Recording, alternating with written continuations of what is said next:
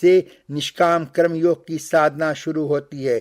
तुमने कहा प्राणी फल पाने की इच्छा से ही कर्म करता है, परंतु निष्काम कर्म योग यह सिखाता है कि फल पाने की इच्छा से नहीं, बल्कि अपने कर्तव्य पूरा करने के लिए, अपने धर्म का पालन करने के लिए कर्म करो।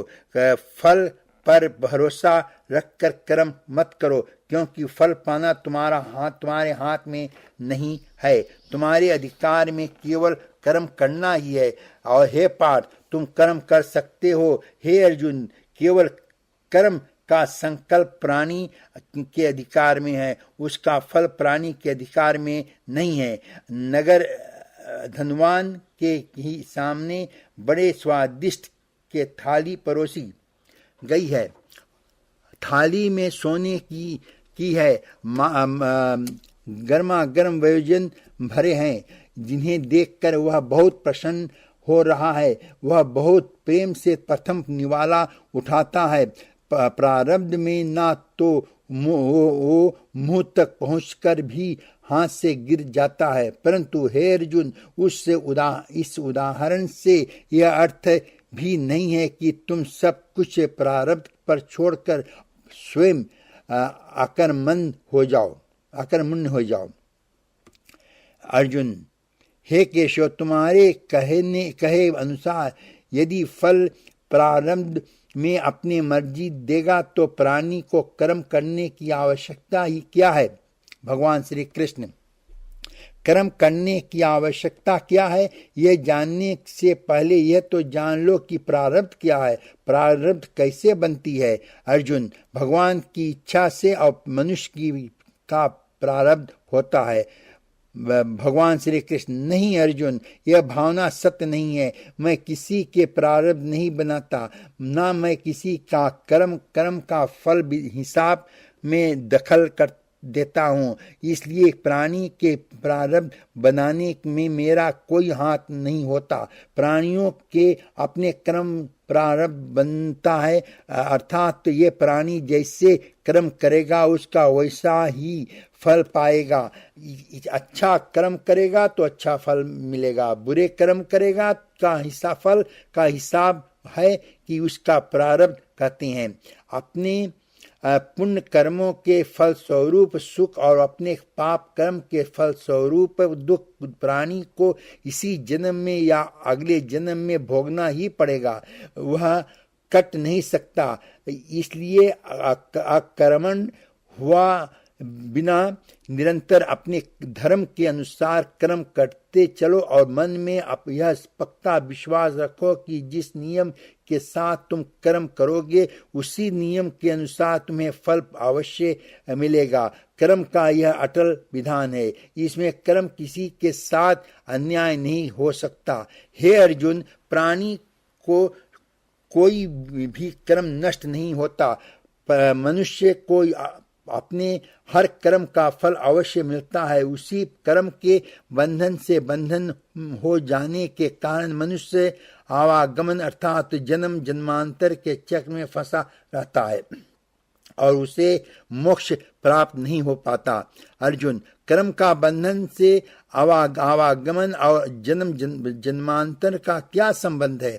भगवान श्री कृष्ण, मनुष्य को एक जन्म में जो कर्म करता है उन कर्मों के फल के रूप में पाप और पुण्य दोनों ही होते हैं। कभी पाप अधिक होते हैं, कभी पुण्य। दोनों का दुख सुख भोगते हुए मनुष्य अपने नए जीवन में जो कर्म करता है उनका हिसाब पाप पुण्य की खातिर नए तरह के लिख दिया जाता है। इस तरह इन नए कर्मों को भोगने के लिए एक और नया जन्म लेता है और जन्म जन्मांतर का यह सिलसिला लगातार चलता रहा है और मनुष्य की आत्मा का अपने परमात्मा से मिलन नहीं होता, जिसे मोक्ष कहते हैं। अर्जुन, हे कृष्ण, इसका अर्थ यह हुआ कि मोक्ष प्राप्त करने के मनुष्य को पाप और पुण्य से बचने के कोई कर्म ही नहीं करना चाहिए, सारे कर्म को त्याग करके सन्यासी बन जाना चाहिए। भगवान श्री कृष्ण, कोई भी मनुष्य अकर्मण्य नहीं हो सकता। कर्म तो उसे हर स्थिति में करना पड़ता है अर्जुन, परंतु सन्यासी तो कर्म को त्याग करते ही हैं। हे श्री कृष्ण, हे पार्थ, सन्यासी कर्मों का त्याग नहीं करते, ना ही कर सकते हैं। मैंने पहले ही कहा था कि सन्यासी भी कर्म करते हैं। खाना पीना, उठना बैठना, तपस्या करना, साधना करना, यह सब भी ही कर्म है। कर्म से कोई कैसे मुक्त हो सकता है? अर्जुन, हे केशव, जब कर्म से मनुष्य मुक्त नहीं हो सकता तो कर्म कैसे करे जिसे पाप और पुण्य से मुक्त होए? भगवान श्री कृष्ण, हे पार्थ, जिसका तरीका यह है कि मनुष्य हर एक इच्छा त्याग करके कर्म को अपना कर्म धर्म समझ कर करे, फल उसे अवश्य मिलेगा, परंतु उस फल का वो विधान के इच्छा समझकर स्वीकार करे। ज्ञानी पुरुष इस योग को अपना करके कर्म योगी बन जाते हैं। हे अर्जुन, तुम इंद्रलोक दिव्यास पाने के लिए गए थे, तब परवशी के मुख जाल में नहीं फंसे थे, पूर्वसी के से मोहित नहीं हुए थे, क्योंकि उस समय तुम्हारा मन निराशत था। पूर्वसी, मैं तो यहाँ अपने अतिथि की सेवा किसके से अपने आप को समर्पित करने आई हूँ। अर्जुन, नहीं नहीं, यह धर्म नहीं है, यह तो अधर्म है, पाप है, यह अप्सरा है। हे अप्सरा, मेरे लिए हर स्त्री मेरे विवाह बंधन में नहीं बंधी है, आदरणीय है, देवी और माता समान है। आप तो को मेरा रिश्ता एक स्त्री पुरुष का नहीं है, और इंद्रलोक के नियमानुसार भी आप मेरी माता है। भगवान श्री कृष्ण, पूर्वसी के कारण तुम विचलित नहीं हुए थे, परंतु आज कैसे विचलित हो गए हो? उस समय तुम अपना धर्म नहीं भूले थे, परंतु इस समय तुम अपना धर्म भूल गए हो। इसका कारण जानना चाहोगे? क्योंकि तुम्हारा मन तुम्हारे काबू में नहीं है, क्योंकि तुमने कर्म योग नहीं अपनाया है। अर्जुन, क्या कहा? कर्म योग मन काबू में रखता है? भगवान श्री कृष्ण, हाँ अर्जुन, कर्म योग के कारण कर्म योगी मन इधर उधर भटकता नहीं है। कर्म योगी की बुद्धि स्थिर हो जाती है। जिस प्रकार पत्थर के मजबूत चट्टान को नदी के तूफान लहर विलीन नहीं कर सकती, जल जिस पत्थर को नहीं तोड़ सकता, उसी प्रकार कर्म योगी का मन भी ना बाढ़ से विचित्र हो सकता है और ना भावना के वेद से संजड़ित हो सकता है। हे पार्थ, इस प्रकार तुम निष्काम कर्म योग के साथ ही करो, और निष्काम कर्म के साथ सब बड़ी विशेषता यह है कि तुम कर्म करते हुए भी कर्म के बंधन में बंधे नहीं जाओगे। अर्जुन, हे केशव, तुम हमें कौन सी भूल भुलैया में डाल रहे हो? धृतराष्ट्र, देख लिया संजय, अर्जुन के मन में भी संदेह का निर्माण हुआ कि उसे पता चल गया कि श्री कृष्ण गोलमोल बातें कर रहे हैं।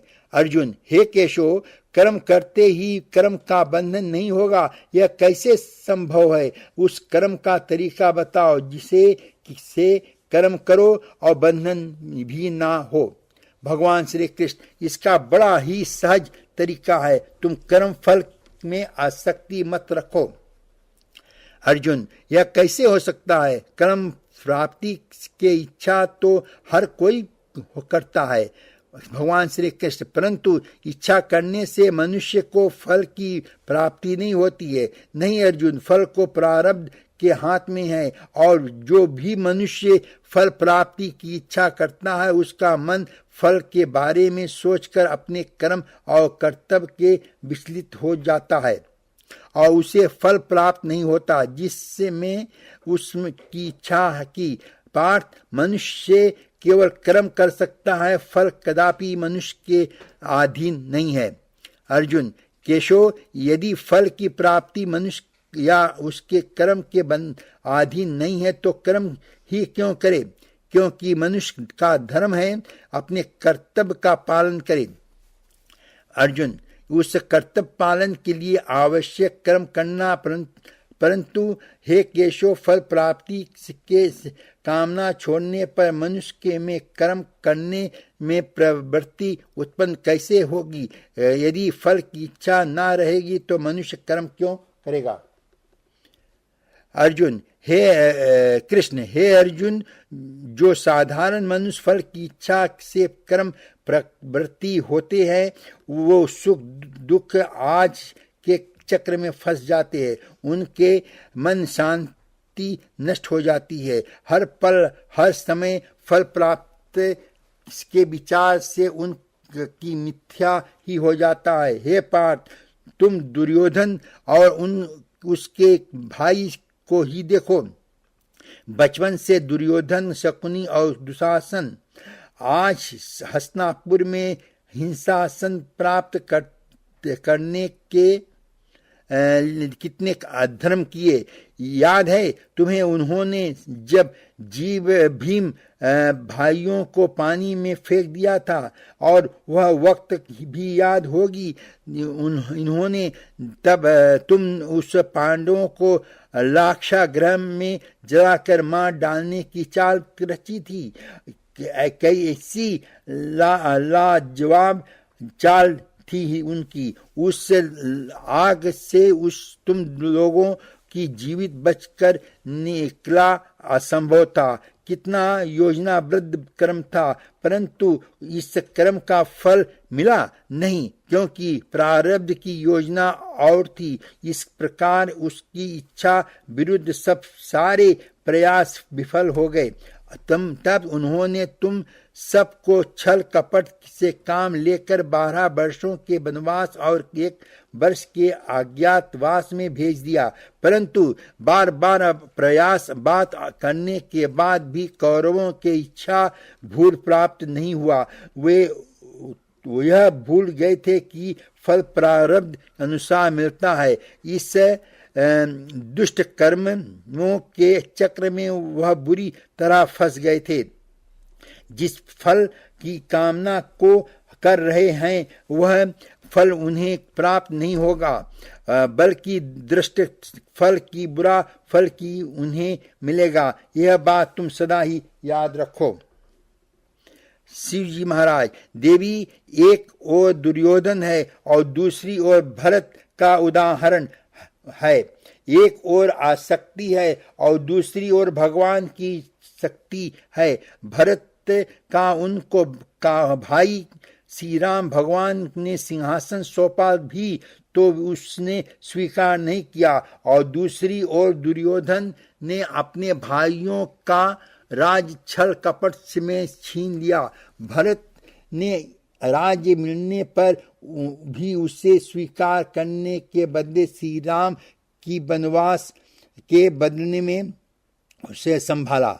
देवी, शिव जी महाराज, देवी ये है एक महायोगी का उदाहरण जो नराशक्त है, और इधर देखो आसक्ति और लोभ के दलदल में फंसा हुआ दुर्योधन। भगवान श्री कृष्ण ठीक कह रहे हैं देवी, दुर्योधन को उनका कर्मों का फल भोगना ही पड़ेगा। भगवान श्री कृष्ण, हे पार्थ, जो कर्म योगी होते हैं वो आसक्ति छोड़कर कर्म के सफला और विफला में बुद्धि के से काम लेकर योग द्वारा परमात्मा पर आस्था रखकर कर्म करते हैं। इसीलिए सुमन योग कहते हैं। हे पार्थ, ईश्वर को समर्पण करने की भावना से किया हुआ कर्म फल प्राप्ति की कामना से किए हुए कर्म से कई गुना अधिक श्रेष्ठ है। ज्ञानी पुरुष कर्म फल की आशा करे बिना समबुद्धि योग द्वारा कर्म करते हैं और पाप पुण्य आदि भावनाओं से मुक्ति पाते हैं। पार्थ, तुम भी ऐसी भावनाओं से मुक्त हो जाओगे जब तुम समबुद्धि कर्म का आचरण करोगे। यह धर्म प्रचार पंडित बृजभूषण लाल सिन्नी द्वारा किया जाता है। सूचना, जब बुद्धि का योग आत्मा से होने लगता है, उसका प्रमाण यह है कि वह कर्मों में कुशलता पाने लगा जाता है। आत्मवान बनने की यही सहज विधि नहीं है। एक और से बुद्धि बढ़ाते जाओ और अपने को मनाते वो समझाते जाओ कि आप तन नहीं हो, आत्मा हो, और दूसरी ओर से अपने तन के दूसरे के काज में निष्काम भाव से दक्षता तथा कुशलता पूर्वक लगाते जाओ। गर संग ही ना करे जो जीव जीते ही तर जाए और तन तो भाव से उठे जाए। दूसरी संग को मिटाने के लिए ज्ञान चाहिए और बुद्धि चाहिए। हमारा संग मिथ्यात्व से हो गया, यह संग अब आत्मा से करना और फिर आत्मा में लय हो जाना।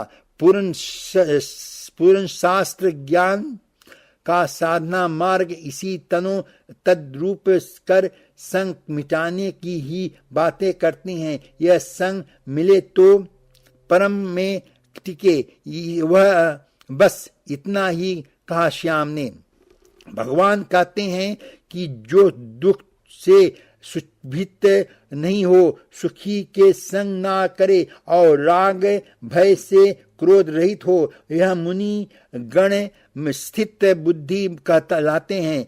जो तंतो भाव के त्याग के प्रयत्न कर रहे हैं, वह इन गुणों से परे होते हैं। तंतो भाव के अभाव का अभ्यास भी जीवन में तंतो भाव का अभाव को मानते हैं। राग द्वेष के अभाव का अभ्यास भी जीवन में राग द्वेष को छोड़ने में है। लक्ष्य का अभ्यास ही साधक को उसके लक्ष्य में स्थित करवा देता है। भगवान श्री कृष्ण, पार्थ, इस बात ध्यान में रखो, फल के वासना में फल पर ही दृष्टि रखकर कर्म करने वाला सकाम मनुष्य उत्तम कर्म करने पर भी कर्म योगी नहीं हो सकता है। ऐसे मनुष्य को ध्यान आदि लाभ प्राप्त हो सकता है, किंतु उसे परमात्मा और शांति प्राप्त नहीं हो सकती है। हे अर्जुन, पाप पुण्य सुख दुख यज्ञ अपयश आदि भावनाओं साधारण मनुष्य के लिए परंतु जो कर्म योगी होते हैं वो भावनाओं से मुक्त होते हैं, इससे लिप्त होते हैं। कर्म योगी अपने अंतर आत्मा के आवाज को परमात्मा का आदेश मानकर आचरण करते हैं। हे पार्थ, यदि तुम मोह के अधीन हो गए हो तो निष्काम कर्म योग कैसे अपनाओगे? तुम्हारे बुद्धि पर मोह के अंधकार का पटल छा गया है, उसे ज्ञान का प्रकाश से हटा दो और अपने बुद्धि को मोह के दलदल से बाहर निकाल दो। हे पार्थ, मोह बुद्धि का अज्ञान होता है और इसी अज्ञान के कारण मनुष्य भवती ही आकर्षण में फंस जाता है। वह जानता नहीं कि देह तथा समस्त योग नश्वर है, मिथ्या है। यह मनुष्य सत्य और असत्य अथवा नित्य और अनित्य का भेद जान जाता है, तब वह निराशक हो जाता है। उसे किसी भी चीज का आकर्षण नहीं रह जाता है। इसका दूसरा अर्थ है कि वो मोह का त्याग करना और मोह का लोभ होने पर मनुष्य किसी भी प्रकाश से किसी भी वस्तु की और आकर्षित नहीं होता। हे पार्थ, यथार्थ ज्ञान की प्राप्ति होने के बाद मोह का त्याग होता है। आत्मिक योग बल के कारण मन स्थिर हो जाता है और स्थित होने के कारण मनुष्य परमात्मा के साथ योग हो जाता है। पार्थ, तुम भी आत्मी योग बल द्वारा अपने अंतर आत्मा में झांक कर परमात्मा को देखने के प्रयास करो। सम बुद्धि कर्म योग का आचरण करो और स्थित पक्ष बन जाओ। अर्जुन, हे मधुसूदन, यह स्थित पक्ष क्या होता है, इसे समझाओ। भगवान श्री कृष्ण, हे पार्थ, दुख भोगते हुए भी जिसके मन में उद्वेग नहीं होता और न ही सुख की लालसा हो रहता है तथा जिसके हृदय में क्रोध, मोह, भय आदि विकारों के लिए कोई स्थान नहीं होता, वो मनुष्य स्थित पक्ष है।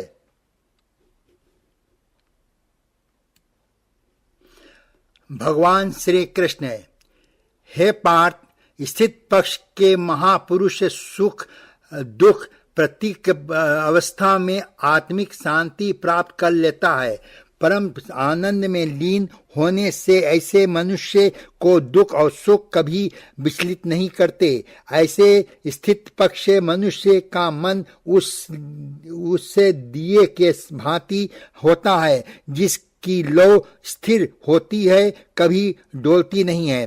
पार्वती, प्रभु, ये दिए के लौ अधिक समय तक अचल और डोल होती रहती नहीं, वह हवा से हल्के के झोंके से तड़पने लगती है। शिवजी महाराज, हाँ देवी पार्वती, प्रभु श्री कृष्ण यही तो समझा रहे हैं कि मनुष्य का मन कामनाओं के आधे में रखे हुए और एक दीपक की तरह होता है। कामनाओं के दृश्य झोंके उस दिए के भांति को स्थिर नहीं रहने देती। प्रभु उपदेश दे रहे हैं कि मन को स्थिर रखने के लिए मन के कामनाओं को लगाम लगानी चाहिए। यदि कामनाओं को लगाम न दी जाए तो एक कामनाओं से दूसरी और दूसरी से तीसरी कामनाएं जन्म लेती रहती है और यह सिलसिला कभी खत्म नहीं होती। जैसे व्यक्ति के पास घर ना हो तो वो मनुष्य एक झोपड़ा की मनोकामनाएं करता है। झोपड़ा मिल जाता है तो उससे बड़ा घर चाहता है, फिर उससे भी बड़ा घर, फिर राजमहल की कामना करता है। उसकी एक ही कामना ऐसी रूप देकर बढ़ती ही रहती है। श्री पार्वती, फिर तो मनुष्य इस कामनाओं से के कैसे लगाम दे सकता है। शिवजी महाराज, इसका सही और सरल उपाय यह है कि मनुष्य मन से संतोष पैदा करे। जहाँ जिस अवस्था में जिस क्षण में संतोष प्राप्त हो जाए वही उस क्षण में प्राणी सुखी और शांति हो जाएगा। अर्जुन, हे कृष्ण, तुम कहते हो कि स्थित पक्ष के बनाने में मन की दिए की ज्योत स्थित रखो, अर्थात तो मन को इधर उधर दो ही रखे। इसका अर्थ यह हुआ कि कर्म करते चलो, मन की जगह में बुद्धि का बात मानो, मन को बुद्धि के अधीन रखो। भगवान श्री कृष्ण, नहीं अर्जुन, केवल बुद्धि भरोसा करने में भी खतरा है, इसलिए कि विनाश काल आने पर तो मनुष्य की बुद्धि भी भ्रष्ट हो जाते हैं। अर्थात तो जो विपरीत समय आता है मनुष्य के अपनी बुद्धि की उसी गलत रास्ते पर ले जाती है। अर्जुन, मधुसूदन, मनुष्य ना तो अपनी मन की इच्छा अनुसार कर्म करे ना कि बुद्धि के सलाह माने, तो फिर मनुष्य क्या करे। ऐसी स्थिति में अपने प्रकृति के विरुद्ध कैसे जीवन व्यतीत करेगा। हे मधुसूदन, मुक्ति और मोक्ष का रास्ता अपना लीजिए। मनुष्य अपने प्रकृति को ऐसे बदल सकता है, इसका कोई तरीका मुझको बताओ। भगवान श्री कृष्ण, प्रकृति के बदलने से पहले यह जान लेना आवश्यक है कि हर प्राणी के अंदर इन तीनों में से कोई ना कोई एक गुण अधिक प्रधान होता है, और जिस गुण के प्रधानता अधिक होती है उस प्राणी का चरित्र वैसा ही बन जाता है। रजोगुण प्रधान पुरुष को ऐश्वर्य, धात पात और राजपात की लालसा होती है। तमोगुण वाला आलसी और प्रमादी होता है। देश, क्रोध जैसी नकारात्मक भावनाएं उसमें कूट कूट कर भरी होती है। और सत्व गुण वाला उत्तम गुण सात्विक मनुष्य सीधा और सच्चा होता है। वैसे तो हर मनुष्य के स्वभाव में ये तीन गुण कुछ न कुछ मात्रा में होते हैं, परंतु जिस मनुष्य में जो गुण प्रधान होता है वह वैसा ही हो जाता है। जिसकी ऐसी प्रकृति होती है जैसे वैसे उद्देश्य हो जाती है। सो हर मनुष्य अपनी प्रगति और अपनी रुचि के अनुसार ही कामना करता है। अर्जुन, हे केशव, तुम कहते हो कि हर प्राणी अपने अपने प्रकृति के अनुसार अलग अलग कामना करता है, परंतु मेरे विचार में प्राणी चाहे कोई भी गुण के प्रधान है, उसे कैसे ही प्रवृत्ति हो, फिर भी हर प्राणी एक ही प्रति कामना करता है। अर्थात हर प्राणी जो सुख की कामना करता है, दुख की कामना कोई भी नहीं करता। यह कभी दुखी नहीं होना चाहता, इसलिए सदा सुख के लिए करता ही रहता है, चाहे वह मनुष्य हो, राजा हो या रंग हो, स्त्री हो या पुरुष हो। भगवान श्री कृष्ण, तुम ठीक कहते हो अर्जुन कि तब सुख का कामना करते हैं, सब सुख की कामना करते हैं, परंतु सुख की परिभाषा हर एक व्यक्ति को रुचि के अनुसार बदल जाती है। एक साधु पुरुष दूसरे को सुख देकर सुख मिलता है, दूसरे को सहायता कर वह सुख खुश होता है। एक नीच प्रकृति वाला मनुष्य किसी को दुख देकर सुखी होता है, दूसरा सुखी हो तो उसे दुख होता है। इसके लिए सुख और दुख की परिभाषा अपने अपने प्रकृति और रुचि के अनुसार हर प्राणी के लिए अलग अलग है। वैसे भी क्या किसी की स्थायी सुख प्राप्त होता है? नहीं होता। ना सुख अस्थायी है और ना दुख अस्थायी है। अर्जुन, परंतु हे केशव, क्या सुख अस्थायी नहीं हो सकता है? श्री कृष्ण, सुख कैसे स्थायी हो सकता है? पार्थ, इस संसार तो परिवर्तनशील है, यहाँ हर क्षण परिवर्तन होता रहता है। परिवर्तन को तो प्रकृति का नियम है, यहाँ कोई भी वस्तु अस्थायी नहीं होता। तुम्हें याद होगा कि मैंने तुम्हें पहले बताया था कि हमारे शरीर के अवस्थाएं भी अस्थायी नहीं है। फिर सुख और दुख कैसे अस्थायी हो सकता है? इसका अर्थ है कि सुख के साथ साथ मनुष्य को दुख भी भोगना पड़ता है। और पार्थ, सुख और दुख एक ही चक्र के दो अर्घ भागों में भांति है। यह चक्र चलता रहता है। कभी प्राणी सुख की में हंसता है, कभी प्राणी दुख में रोता है और बिलखता है, परंतु काल चक्र कभी नहीं रोकता। सुख दुख का यह चक्र चलता ही रहता है और मनुष्य के जीवन में सुख और दुख लगातार आते रहते हैं। ना चक्र ठहरता है, ना सुख और या दुख मनुष्य के जीवन में ठहर पाते हैं। यदि सुख आया तो वो सदा ही नहीं रहेगा, यदि दुख आया तो वो भी सदा नहीं रहेगा। इसलिए पार्थ, अनासक्ति योग के द्वारा कामनाओं पर विजय पाना अति आवश्यक है, क्योंकि कामनाओं की पूर्ति होकर भी कभी नहीं होती। मनुष्य बूढ़ा हो जाता है, परंतु अशक्ति जड़ित कामनाएं बूढ़ी नहीं होती। पार्थ, एक कामना अनेक कामनाओं को जन्म देती है। हर कामना के साथ मनुष्य की तिष्ठा भी बढ़ जाती है और तिष्ठा के साथ असंतोष भी बढ़ता जाता है। ऐसे असंतुष्ट मनुष्य को जो कामनाओं से ग्रस्त है, उसे उचित अनुचित का विवेक नहीं रहता। पार्थ, इसलिए मैं तुमसे कहता हूं कि तुम अपने कामनाओं को त्याग करके स्थित पक्ष बनो। स्थित पक्ष जो कर्मयोग के चरण अवस्था है। शिव जी महाराज, क्या सुंदर बात कही आपने। अर्जुन, हे मधुसूदन, तुम तो कहते हो कि कामनाओं को त्याग करके स्थित पक्ष बन जाओ, परंतु स्थित पक्ष बनने के लिए सबसे आवश्यक क्या है? भगवान श्री कृष्ण स्थिर बुद्धि, आशा और निराशा दोनों को मुक्त होकर ही बुद्धि को स्थिर बना जा सकता है। बुद्धि स्थिर होगी तो इंद्रियां के विषयों का बल टूट जाएगी। अर्जुन, यदि कोई किसी इंद्रिय को काट कर फेंक दे तो क्या उस इंद्रियों का विषय नष्ट हो जाएगा?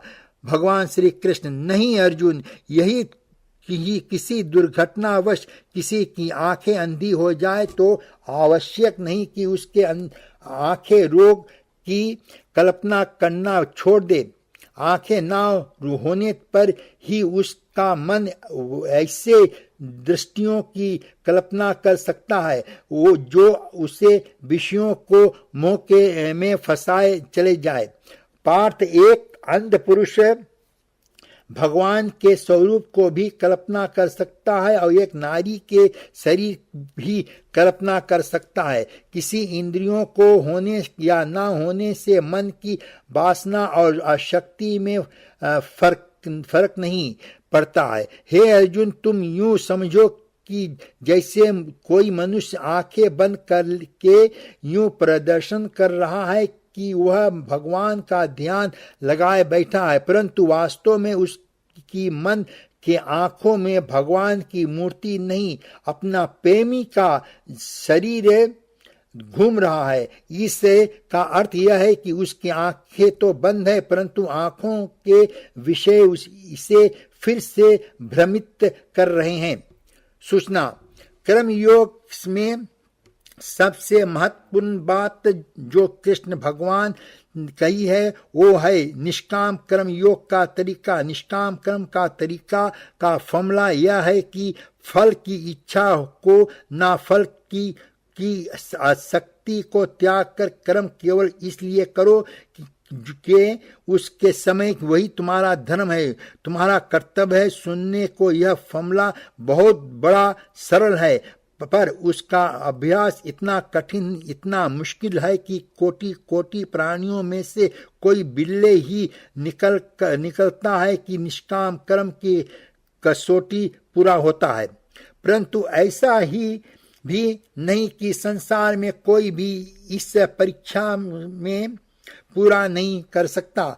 आखिर धर्म ग्रंथों में इसीलिए शिक्षा दी जाती है कि प्राणी उसका आचरण करे, क्योंकि यदि प्राणी उसका आचरण ना करे या ना कर सकते तो उससे उन धर्म ग्रंथों की शिक्षा बेकार है। इसलिए जिस प्रकार भगवान ने कहा कि वह धर्म स्थापना के लिए या हर युग युग में स्वयं अवतार लेकर प्रकट होते हैं, इसी तरह समय समय पर हर देश में ऐसे महापुरुष प्रकट होते हैं जो अपने उच्च आचरण से धर्म के नियमों को पालन करके दूसरे को के लिए धर्म का मार्ग सुगंध बना देते हैं और समय समय पर मानव मुद्दे के आदर्श और मानव धर्म की स्थापना करते हैं। निष्काम कर्म योग सिखाता है कि फल की इच्छा करे बिना अपना कर्म करो। निष्काम कर्म का फॉर्मूला बताने के बाद भगवान श्री कृष्ण ने अर्जुन को एक और फॉर्मूला बताया। उन्होंने कहा कि यदि तू और कुछ नहीं कर सकता तो केवल इतना कर कि परमात्मा के शरण में आ जा और तुम जो करे, खाए पिए धन कमाए, जो करे दान करे, वो मेरे को अर्पण कर दे। ओम, यह मंत्र को पढ़े। ओम अनेना कर्मणा श्री विष्णु भगवान प्रियताम न ममा। जो करे उस कर्म करने के बाद ये मंत्र पढ़े, जैसे कि मेरा कर्म है जो तुम कर रहा है, इस इतने में भी तेरी मुक्ति हो जाएगी। मैं तुझे अपने शरण में ले लूंगा। ये ही से श्री कृष्ण भगवान ने भक्ति मार्ग के बीच बो दिया। हे अर्जुन, जो भोग विलास का भक्त होता है वह धर्मात्मा को भक्त कैसे हो सकता है? जैसे मनुष्य को बाहर से भक्ति का प्रदर्शन करते हैं और उनके मन से विषयों के चिंतन और उनके आसक्ति में लीन होते हैं। भक्त केवल ढोंग करते हैं, वे ढोंगी होते हैं, इन्हें मिथ्याचारी कहते हैं। सूचना, भगवान कहते हैं जो दुख में सुचिभित नहीं हो, सुखों में संग ना करे और राग भय और क्रोध रहित हो, वह मुनिगण स्थित बुद्धि कहलाते हैं। मन इंद्रियों राही जिस विषय का रस पीता रहा है उसी विषय को आश्रित हो जाता है, क्योंकि वह विषय मनोरोचक होता है और इस कारण विषय रसिक मन उस विषय की रचना में बंध जाता है। तब वह विषय उसी जीव के लिए मानो जरूरी हो जाता है, क्यों ना कहे कि वह जीव स्थूल विषयों में आश्रित हो जाता है। स्थित पक्ष तो अपने तन से ही नाता छोड़ देते हैं। जैसे कछुआ सब ओर से अपने अंगों में अब अपने के में समेट लेता है, वैसे ही स्थित पक्ष तन मरे या जिए उसकी परवाह नहीं करता। वह तो अपने आप को मन से भी दूर कर देता है।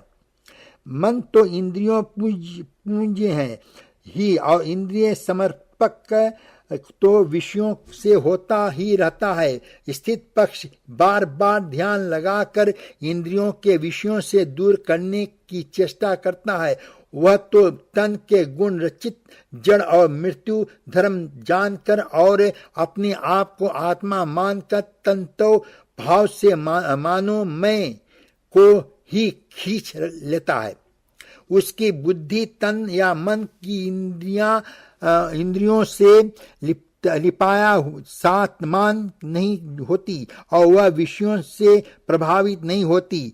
जीव को विषय उपयोग की भी आदत पड़ जाती है, उसके मन और बुद्धि को भी अनेकों आदतें पड़ जाती हैं। उसकी क्रम प्रणाली भी गुण हो जाता है और उसकी भी आदत पड़ जाती है। वह आदतें भी जीव का अनेकों विषयों से समर्पक कर लेता है। इन आदतों को तोड़ना भी अति कठिन हो जाता है। जब तक जीव संग के कारण अपने तन से ही मोह करता है और वह अपनी ही रुचि अरुचि में अंधा हो जाता है, तब तक उसकी आदतें उसे बांधे रखती है। जब जीव का प्रेम किसी और से हो जाते हैं तब वह अपने तन की परवाह नहीं करते, तब वह अपने प्रोस्पद की खुशी में खो जाता है और अपने प्रेमास्पद में अपने आप को भूल जाता है। मानो तब उसके लिए उस प्रेमास्पद संपूर्ण संसार के विषयों से अधिक रुचिकर हो जाता है। भक्त भगवान के प्रेम में अपने आप को भूल जाता है, उसे अपना मान अपमान याद भी नहीं रहता। जिसने कभी प्यार किया है वह उसका राज अनुभव से जानता है, जिसने कभी प्रेम किया नहीं वह इस बेखुदी को नहीं समझ सकता है। जब मन की विषयों में रुचि ही नहीं रहती और जब मन की विषयों में ही नहीं रहता तब उस विषयों के त्याग की बात ही विस्मृत हो जाता है। भगवान श्री कृष्ण पार्थ स्थित मनुष्य की बुद्धि स्थिर रहती है, अपने मन पर उसका नियंत्रण रहता है। इसी पक्ष भोग और उपभोग में आसक्ति नहीं होती। वह शुभ अशुभ वस्तुओं को प्राप्त होने के बाद भी ना प्रश्न होते हैं और ना ही दुखी होते हैं। पार्थ, ऐसे महापुरुषों को पूर्ण विश्वास होता है कि ईश्वर सदा सर्वदा उनके साथ है, इसलिए किसी भी परिस्थिति में विचलित नहीं होते। अर्जुन, यह कहना आसान है केशव, साधारण मनुष्य के लिए इस मानसिक स्थल पर पहुंचना बहुत कठिन है। इसलिए संसारिक मनुष्य को किसी देवी सहायता की आवश्यकता होती है।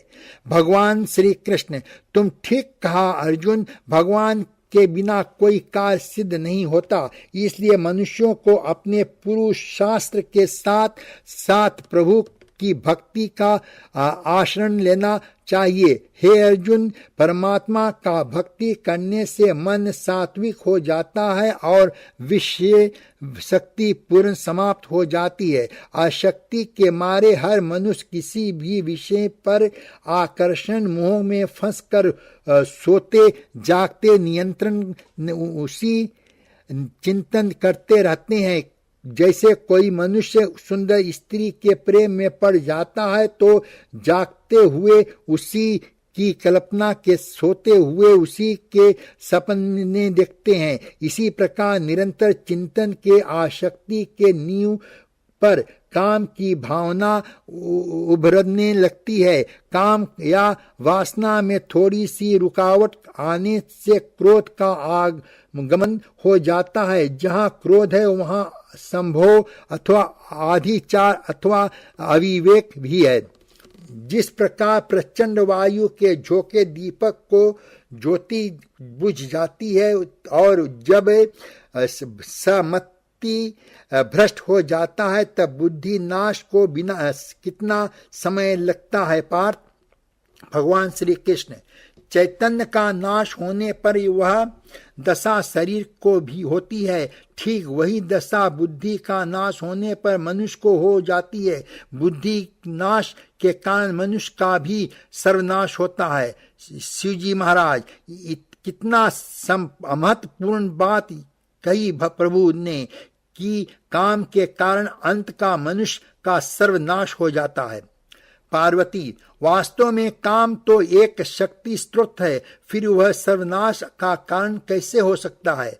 भगवान शिव जी महाराज, हाँ देवी, आपने तो ठीक कहा कि काम एक शक्ति स्रोत है। इसके द्वारा मनुष्य जीवन में परमानंद को प्राप्त कर सकता है। परंतु यदि काम की शक्ति मनुष्य के नियंत्रण में ना रहे तो वही शक्ति प्राणी को सर्वनाश कर देता है। मैं सत्य कह रहा हूँ देवी कि कोई भी शक्ति हो, यदि उसे दुरुपयोग किया जाए तो वह परम विनाश कारक हो जाता है और सत्य चुप किया जाए तो वही वरदान दे जाती है। इसी प्रकार काम की शक्ति जो वरदान दे सकती है और श्राप भी।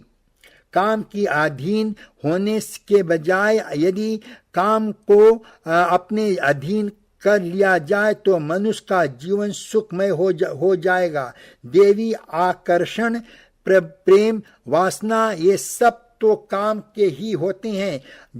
जब उद्घात भावना मन में होती है तब काम का प्रेम स्वरूप धारण करता है और फिर वही प्रेम भक्ति का धारण कर लेता है। जब काम के अधीन मनुष्य को हो जाता है तो यही काम वासना को बदल जाता है और मनुष्य को पशु बना देता है। और जब मनुष्य पशु बन जाता है तब अत्याचार अनाचार का जन्म होता है।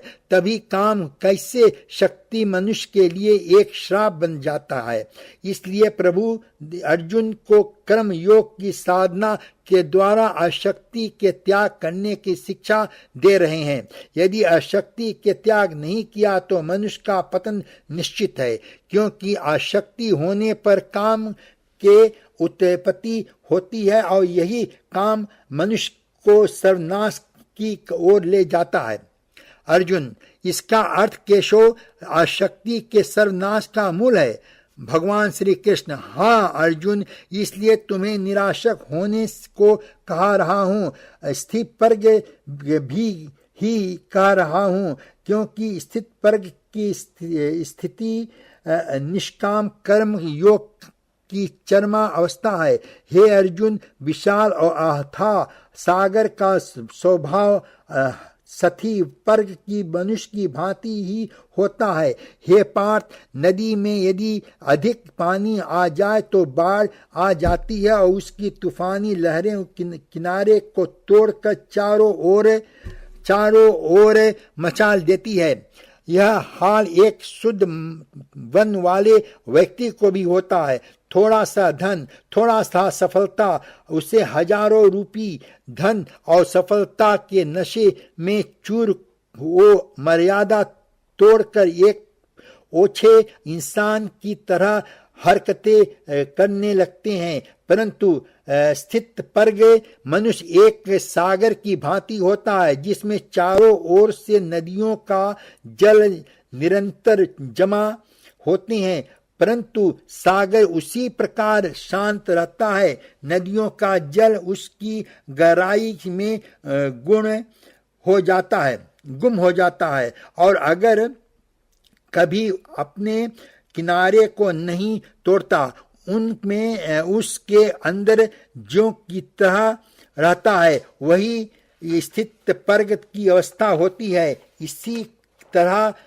सब मनुष्य के भोग स्थित पर्ग के मनुष्य में किसी के दकार का विकार उत्पन्न करने में असमर्थ होकर उसी में समा जाते हैं। अर्थात स्थित पर्ग के मनुष्य समस्त भोगों का उपभोग करते हुए ही असक्त से मुक्त करते हैं।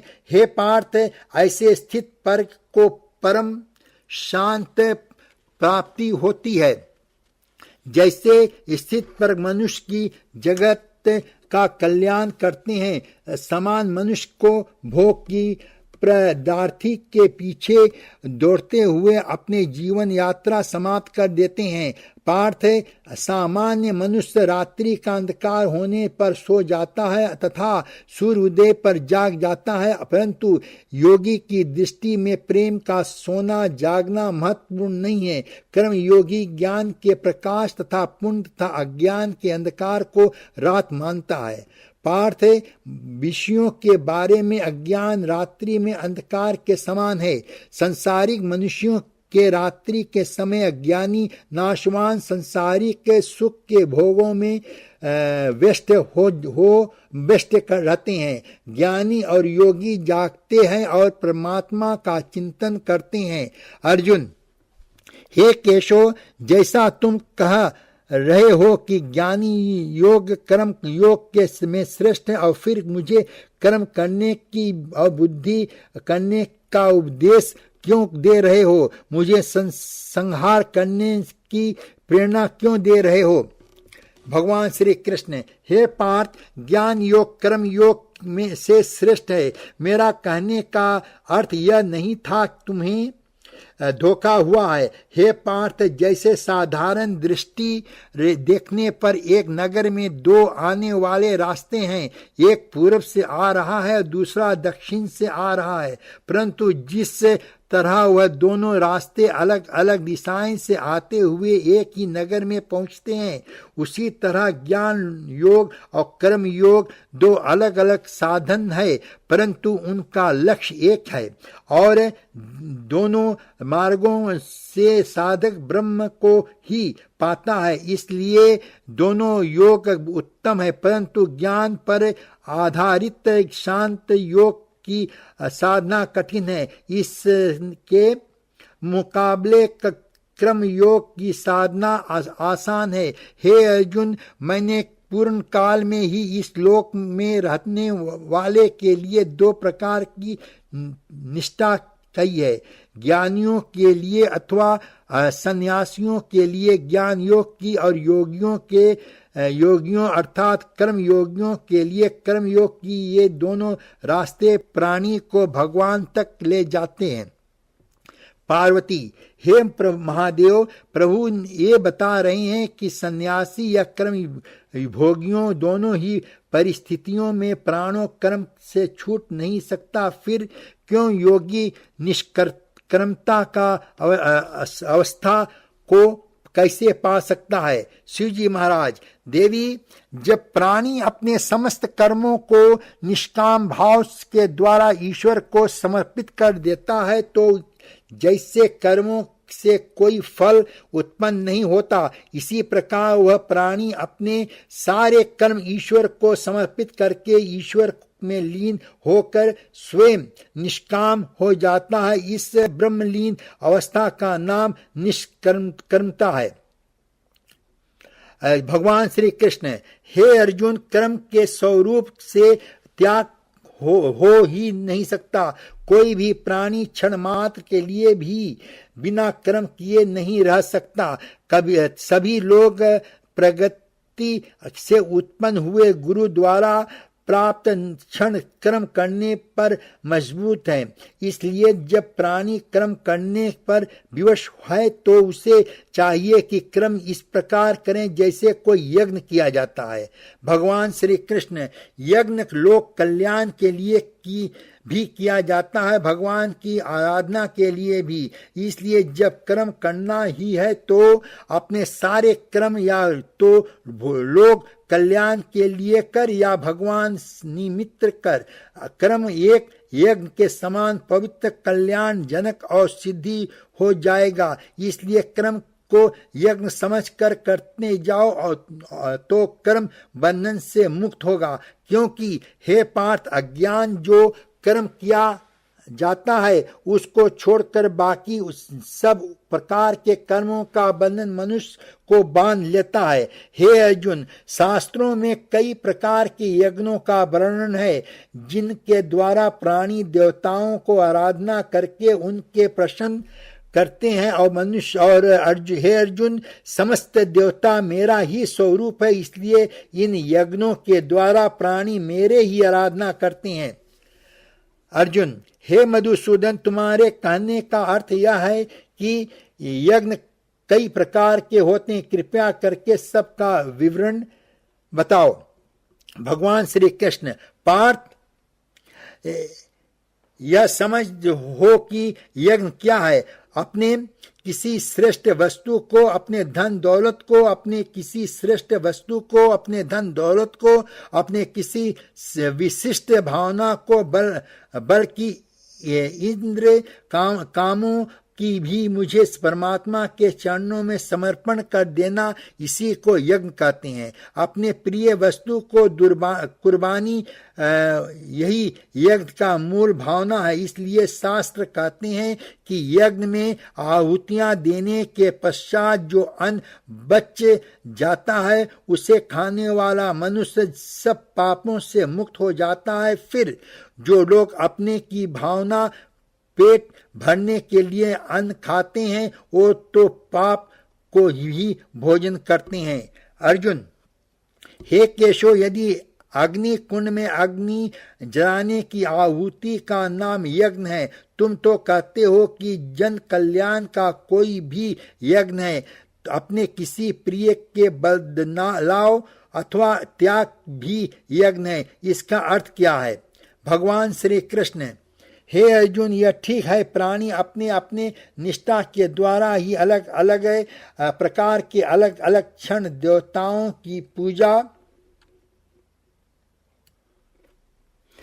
करने के लिए हवन आदि करते हैं तो उसे भी यज्ञ कहते हैं। और कुछ लोग परम दानी होते हैं, वे अपने धन आदि को दान करते हैं, वह भी यज्ञ है, उसे द्रव्य यज्ञ कहते हैं। कोई योगी निस्वार्थ भाव से विद्या दान करते हैं, उसे ज्ञान यज्ञ कहा जाता है। इसके द्वारा कई योनि पुरुष आध्यात्मिक सिद्धियों के लिए स्वायाम की क्रियाओं पर आधारित प्राण यज्ञ करते हैं। हे श्री पार्वती, भगवान श्री कृष्ण अष्टादान योग और तंत्र की बात भी कर रहे हैं, उसकी व्याख्या क्या है? शिव जी महाराज, देवी अष्टांग योग इस प्रकार के विविध कक्षा है जिससे मानव के समस्त रोगों का नाश हो जाता है, चाहे शरीर के रोग है, चाहे मन मानसिक रोग है, चाहे आध्यात्मिक ग्रंथियां हैं, सबके चिकित्सों का साधन योग शास्त्र में वर्णित है। इन साधनों में प्राणायाम, तंत्र, मंत्र और यंत्र प्रमुख है। अर्जुन, हे प्राणायाम के पर आधारित यज्ञ कैसे होता है? भगवान श्री कृष्ण, हे अर्जुन, योगी जन मंत्र और दोनों प्रकार के साधक पद्धतियों के द्वारा कभी अपान वायु में प्राण वायु का हवन करते हैं और कभी प्राण वायु में अपान वायु का हवन करते हैं, और कुछ योगी गुण योग विद्या के द्वारा प्राण वायु और अप्राण वायु दोनों के गति को रोक कर अपने प्राणों का प्राणों से ही हवन करती हैं। पार्वती, प्रभु भगवान ने विविध यज्ञों के बारे में ज्ञान प्रदान दिया है, परंतु भगवान में प्राण वायु और अप्राण वायु के बारे में आपसे अधिक जानना चाहता हूँ। शिव जी महाराज, देवी योग की भाषा में प्राणायाम के समय बाहर आने वाली अर्थात ऊंचे वास वायु को प्राण कहते हैं, भीतर आने वाले श्वास को अपान वायु कहा जाता है। प्राणायाम एक यज्ञ ही है। देवी उस यज्ञ के समय अपाने में अर्थात भीतर खींचे हुए श्वास में प्राण की उच्छ्वास का होम करने से पूर्ण काम का प्राणायाम होता है, और इसके विपरीत प्राण में अपान का होम करने से चेचक प्राणायाम होता है। देवी प्राण और अपान इन दोनों के निरोध से वही प्राणायाम होता है। देवी प्राण और अपान इन दोनों निरोध से वही प्राणायाम कुंभोक हो जाता है। देवी इनके सिवा व्यान, उदान और समान ये भी 3 वायु है। पार्वती, मनुष्य के शरीर में ये 5 प्राण कहाँ स्थित होते हैं? शिव जी महाराज, देवी प्राण हृदय में स्थित है। अपान का स्थान मनुष्य के नाभि के नीचे है, जिसे मूलाधार कहते हैं। समान वायु पेट में स्थित है और उदान वायु मनुष्य के गले में स्थित है। मनुष्य के संपूर्ण शरीर में व्यान वायु स्थित है। योग शास्त्र के अनुसार प्राणायाम रूपी यज्ञ करने से मनुष्य को 9 कल्याणकारी कर्म करने के लिए दीर्घायु प्राप्त होती है। इससे शारीरिक और मानसिक स्वस्थता भी मिलता है, जिससे प्राणी को आध्यात्मिक चेतना प्राप्त होती है। भगवान श्री कृष्ण, हे अर्जुन, इस प्रकार ही साधना प्रयोग करने से पहले किसी सिद्ध गुरु से उसकी पूर्ण शिक्षा प्राप्त करनी आवश्यक है। उसके लिए प्राणी को चाहिए कि गुरु के बार बार प्रार्थना करें और गुरु प्रसन्न होकर इन सब ज्ञान प्रदान करेंगे। गुरु के मार्ग दर्शन के बिना उस पर चलने में बहुत खतरा हो सकता है। अर्जुन, हे मधुसूदन, तुमने अति उत्तम यज्ञ का वर्णन किया है, परंतु इनमें से कुछ यज्ञ ऐसे हैं जो सारे मनुष्य नहीं कर सकते। ऐसे द्रव्य यज्ञ कोई विविध व्यक्ति नहीं कर सकता। हे कृष्ण, जन कल्याण के लिए यह बताओ कि सबसे श्रेष्ठ यज्ञ कौन सा यज्ञ है? भगवान श्री कृष्ण, हे पार्थ, द्रव्य यज्ञ के अपेक्षा ज्ञान यज्ञ के अत्यंत श्रेष्ठ है, क्योंकि मानव को सर्वेक्ष कल्याण ज्ञान के शक्ति से ही हो सकता है। ज्ञान मानव को अच्छे बुरे, पाप पुण्य, धर्म अधर्म पहचान कराता है। यहाँ तक कि ज्ञान के द्वारा ही प्राणी को भगवान के स्वरूप का ज्ञान होता है। हे पार्थ, ज्ञान ही अग्नि है और मानव के सारे दोष दोम अहंकार आदि अवगुण भस्म हो जाते हैं। यहाँ तक कि भक्ति का मूल भी ज्ञान ही है। ज्ञान ही पर्वत की चोटी पर पहुंचकर ही मनुष्य को यह ज्ञान प्राप्त होता है कि ज्ञान पर्वत की चोटी से बहुत ऊंचा निर्बल आकाश है, जहाँ भक्ति का राज और जब प्राणी उस भक्ति के आकाश पर पहुंचता है तो वहां प्रभु उसका हाथ पकड़कर उसे अपने चरणों में ले जाते हैं। हे अर्जुन, यह समझ लो कि ज्ञान की अंतिम सीढ़ी पर चढ़कर ही प्राणी को श्रद्धा के पंख प्राप्त होते हैं और उन श्रद्धा के पंखों की सहायता से प्राणी भक्ति से आकाश में उड़ने लगता है। इसीलिए मैंने ज्ञान यज्ञ को ही श्रेष्ठ कहा है। हे पार्थ, ज्ञान के द्वारा ही तू सारे सृष्टि को पहले अपने ही अंदर देखिए। वह सब कुछ तुम्हें परमात्मा के अंदर समाया हुआ दिखाई देगा। जब तुम ज्ञान को प्राप्त कर लेगा, फिर तुम चाहे संसार का सबसे बड़ा दुराचारी भी हो तो भी तुम इस ज्ञान रूपी नैया में बैठकर संसार के पाप समुद्र को आसानी से पार करके परमात्मा के शरण में पहुंच जाएगा। भगवान श्री कृष्ण, हे अर्जुन, मैं जिस योग की शिक्षा तुम्हें प्रदान कर रहा हूँ, सबसे पहले कल्प के आदि में मैंने यही योग सूर्य को बताया था। पार्थ, सूर्य ने इस योग को अपने पुत्र मनु से कहा और मनु ने अपने पुत्र इक्ष्वाक से कहा।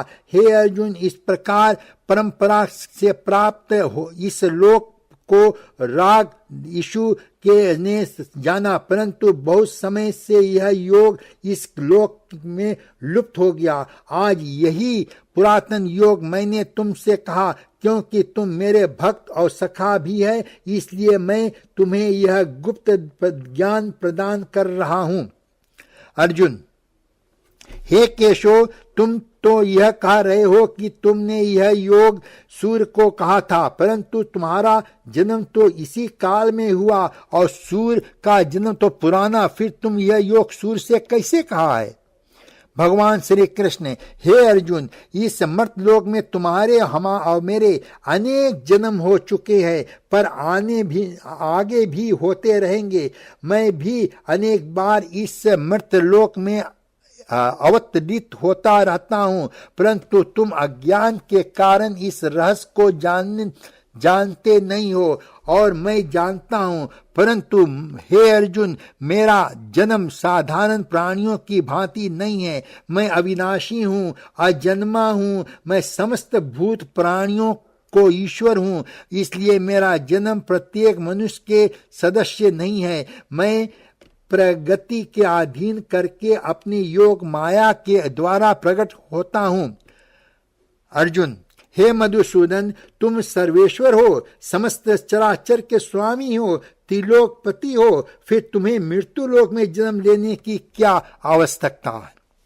भगवान श्री कृष्ण, मुझे आवश्यकता नहीं, परंतु जब जब मृत लोक के प्राणी को मेरी आवश्यकता पड़ती है, तब मैं भूलोक पर अवतरित होता हूं। अर्जुन, तुम्हारी आवश्यकता कब कब पड़ती है केशव? सूचना, आत्मा ने बुद्धि को ज्ञान दिया, बुद्धि ने मन को ज्ञान दिया, मन ने इंद्रियों को ज्ञान दिया। आरंभ में इसी का आधार पर मनो बुद्धि और इंद्रियां शक्तियां काज करती है। बुद्धि निष्काम ज्ञान देती है, मन निष्काम भाव से प्रेम करता था और सबका सुख चाहता था, इंद्रियां निष्काम सेवा करती थी। यही योग का रूप है। इसे भगवान ने कहा भगवान को पहचानने में इस माया के कारण ही इतनी कठिनाई होती है, बल्कि इस माया के कारण भगवान को जानना असंभव ही है।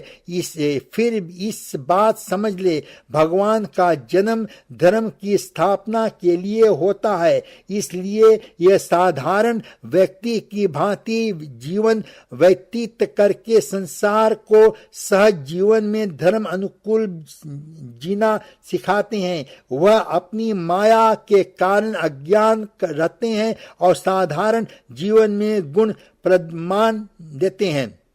भगवान श्री कृष्ण जब जब सत्य और धर्म की हानि हो जाती है, तब अधर्म असत्य की वृद्धि हो जाता है, तब तथा पाप का साम्राज्य स्थापित हो जाता है।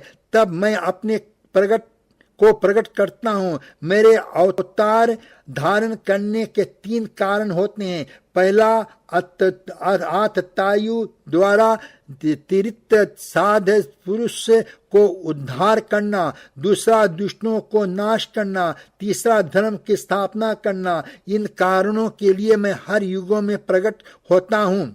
मेरे जन्म और मेरे कर्म दोनों दिव्य हैं। जो प्राणी तत्व को जान जाता है, वो प्राणी अपना शरीर को त्याग करता है और उसे जन्म नहीं लेना पड़ता है, वो सीधा मुझे ही प्राप्त करता है।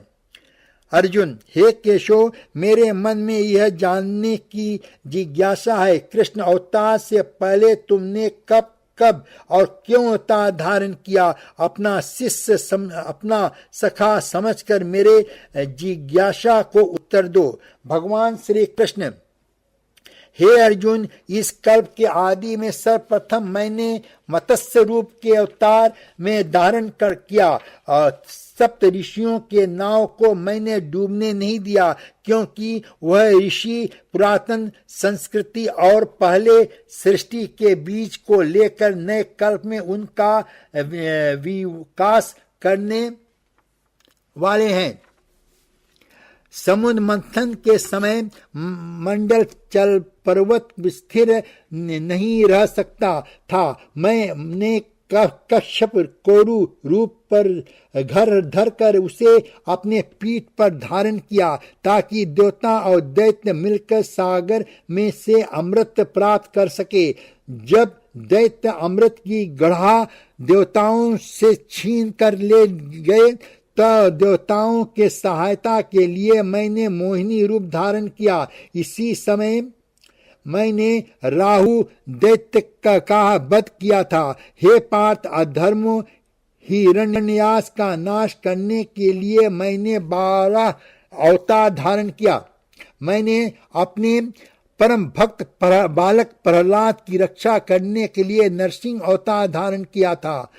हे पार्थ, मैंने वामन अवतार धारण किया था। हे पार्थ, मैंने वामन अवतार धारण करने के अनुसार राजबलि के 3 पग धरती मांगी थी। तब जब रावण ने पृथ्वी पर हाहाकार मचा दिया था, तब मैंने त्रेता युग में राम अवतार धारण किया था।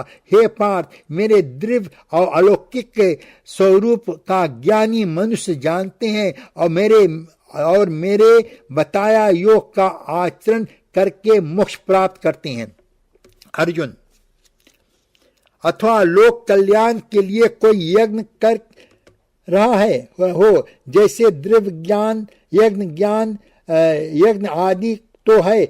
माधव, मेरे मार्गदर्शन के लिए मुझे यह बताओ कि मेरे लिए कौन सा यज्ञ उचित है। भगवान श्री कृष्ण, रण यज्ञ। तुम क्षत्रिय हो, धर्म की रक्षा करने के लिए ही शस्त्र धारण करके तुम युद्ध भूमि पर आए हो, इसलिए इस समय तुम्हें सबसे पहले रण यज्ञ करना चाहिए, अर्थात युद्ध करना चाहिए। हे पार्थ, कर्मयोगी का जीवन भी एक यज्ञ ही है, इसलिए तुम्हें भी आसक्ति से मुक्ति होकर सो धर्म पालन करो, युद्ध करो। हे पार्थ, तुम धर्म के लिए युद्ध रूपी यज्ञ करोगे तो दूसरे लोग भी तुमसे धर्म की प्रेरणा लेंगे, क्योंकि श्रेष्ठ पुरुष जो जो आचरण करते हैं अन्य पुरुष वैसा ही आचरण करते हैं, सब उसी का अनुसरण करते हैं, क्योंकि बड़ों का अनुसरण छोटे को करते ही है। हे अर्जुन, मेरी और देखो, यदि मैं न्याय का समर्थन ना करूं, अन्याय का प्रतिरोध ना करूं, तो लोग मेरा अनुक्षण करके निष्कृत हो जाएंगे, कर्म का त्याग करोगे और इस लोक का सारा विधान अस्त व्यस्त हो जाएगा, संसार नष्ट हो जाएंगे। इसलिए श्रेष्ठ लोगों को दूसरे को अधर्म से बचाने और